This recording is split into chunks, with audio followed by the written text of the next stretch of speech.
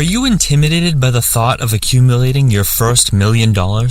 When starting from nothing, it can seem nearly impossible to reach the $1 million threshold, never mind exceed that and achieve the following million. You might have heard the saying, the first million is the hardest, but is there any truth to this? There are actually quite a few reasons that this saying is true, and you'd be happy to hear that once you become a millionaire, it's inevitable that you reach the second, third, and fourth shortly thereafter. Take a look at the reasons that support this theory. Make sure to stay to the end because you're going to be amazed at the math showing you how quickly $1 million will multiply. I help teach people about money, personal finance, and investing. If you want to become financially free and not have to worry about money, make sure to subscribe to the channel and like the video if you find it helpful. It's been said that personal finance is 90% behavior and 10% knowledge, and getting the behavior portion ironed out takes some practice. One of the reasons it takes time to get off the ground when it comes to building wealth is that people don't know how to handle money. They don't know how to save, they don't know how to spend it wisely, and they don't know how to grow it. People remain poor partly due to the fact that they have poor financial habits, and breaking them takes time and practice. Millionaires, on the other hand, know how to handle money. They know how to save, and they know how to invest. They might be great with money now, but surely it wasn't always the case, and it took them time to figure things out too. The excellent spending and saving habits they developed continue to benefit them after they cross the millionaire threshold. They're dedicated, responsible, and they know the value of a dollar. Once you develop good habits with money, you begin to make great strides. When you're first starting to save and invest, you're probably fearful of the possibility of losing money. What if the stock market goes down? What if real estate prices soften? What if I buy at the top of the market? The possibility of losing money can be crippling when it's basically all you have. These are understandable concerns because you have almost no cushion when compared to someone who has already been in the market for a very long time. They're not concerned if the market drops 50% because they've already seen exponential growth. Wealthy people are less fearful because they have a large safety net which allows them to be more aggressive with their investment choices. They can put their money into something with higher risk and higher reward if they want to. Even if they lose money, they're probably still going to be able to pay their bills. Someone with $5,000 or $10,000 doesn't want a chance losing it because it takes many months or even years to save up when starting with nothing. Of course, these people are still going to be wise with their investments and emphasize risk and reward. Millionaires are experienced when it comes to investing, so they have a pretty good grasp on how to preserve their capital as well as increase it.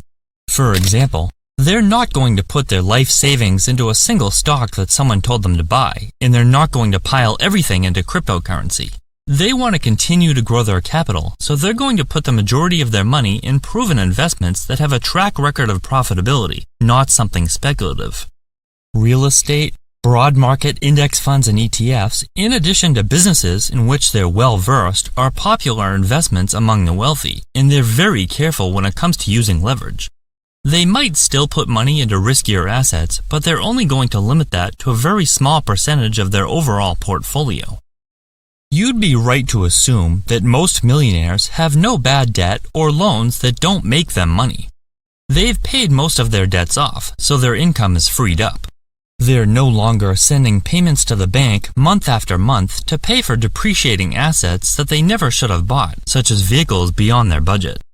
If they do have a loan on a car or something, they've decided it's worth utilizing low-interest debt so they can invest into assets that will provide them greater returns than the cost of the debt. Alternatively, they're paying themselves money so they can earn interest on it instead of the bank.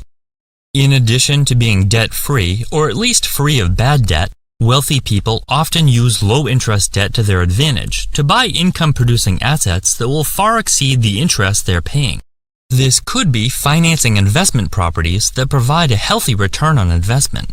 Before reaching the first million, most people are focusing on other obligations, such as paying down student loans, clearing up credit card debt, and other things that don't necessarily have a big influence on their net worth.